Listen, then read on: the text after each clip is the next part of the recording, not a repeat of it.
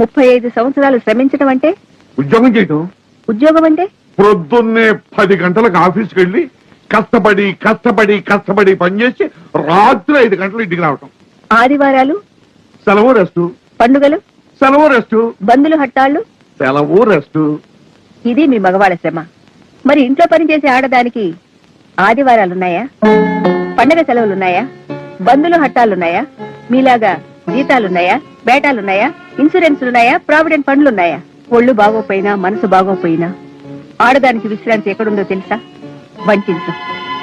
నిజం చెప్పాలంటే మా జీవితాలకి వెలకట్టి మీకు జీతాలుగా ఇస్తున్నామండి. ఆడది విశ్రాంతి.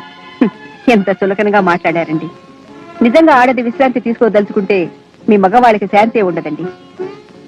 అందుకే వాళ్ళన్న మాటలకి నాకు కోపం రావటం లేదు. వాళ్ళు నిజంగా నాకు జ్ఞానోదయం కలిగజేశారు. 35 సంవత్సరాలు శ్రమించడం అంటే